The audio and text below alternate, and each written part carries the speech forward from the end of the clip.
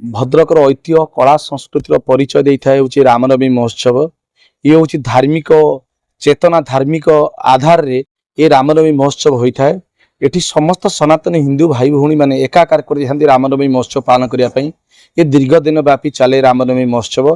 तार प्रथम कार्य हूँ प्रथम प्रारंभिक कार्य हूँ मातृभूमि गणदौड़। ता गत 8 तारिख दिन मार्च 8 तारिख रविवार दिन संपूर्ण होती बहुत भव्य भाव संपन्न होती। द्वितीय हूँ एक माइल खुंट जे कि बाल बजरंगी साइकेल शोभा यात्रा। आपड़ जानी जे बाल बजरंगी जो छोट होते बजरंगी वीर बजरंगी जो छोट होते से माने आप सूर्य को गोटे गिड़ी देता तार परम शक्ति थी सी सकल शक्तिर आधार थे। तेणुकर ये बाल बजरंगी छोट पिला भितर जो हिंदुत्व जागृत करने हिंदुत्व देखो समस्ते हिंदू सनातन हिंदू भितर जो हिंदुत्व जागृत करने ये जो बाल बजरंगी साइकेल शोभा यात्रा रामनवमी महोत्सव उपलक्ष्य हुए यह भव्य सरस सुंदर करने आज आम प्रस्तुति बैठक बसीला। रामनवमी कमिटर समस्त पदाधिकारी आपणकर जो सदस्य आम संयोजक एवं सभापति कार्यकारी सभापति एवं संपादक माने बसीथिले एवं मु बाल बजरंगी साइकेल शोभा यात्रा संयोजक हिसाब से आज ये प्रस्तुति बैठक में केमिति कौन या रूपरेख दिज्व एवं केते संख्या केउ एडु आसवे से बात आलोचना होता। मु समस्त सनातनी हिंदू भाई भौणी मैंने अनुरोध करुच्ची बाल बजरंगी साइकेल शोभा यात्रा आसंता मार्च 22 तारिख रविवार सकाल 7टार अनुष्ठित हम।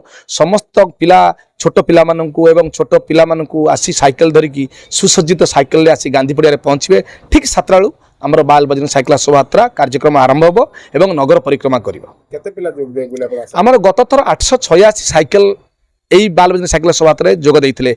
एथर आम आशा विश्वास रखीचु छोट छोट पिला माने अति कम 1500 रु अधिक हे से प्रस्तुति कार्यक्रम चली। आम प्रत्येक स्कूल जीवु एवं छोट छोट पिला गार्डियन एवं जो कॉलेज रो जो प्रधान आचार्य मान सहित जोगाजोग करूँ समस्ते जमीती ये पिला मानक पठेबे। आमर समस्त प्रकार सुविधा ये व्यवस्था कराई पिला पानीय व्यवस्था एवं पिला पछरे जो साइकेल लेके जीवे से आमर माने साइकेल कार खराब है साइकेल कारीगर भी आम व्यवस्था कर 2 जन साइकेल कारीगर सब वर्ष था। तेणुक एटा हूँ 7म वर्ष पदार्पण समस्त को माने निवेदन कर समस्त पिला एठी पठेबे आमको सहयोग करेंगे।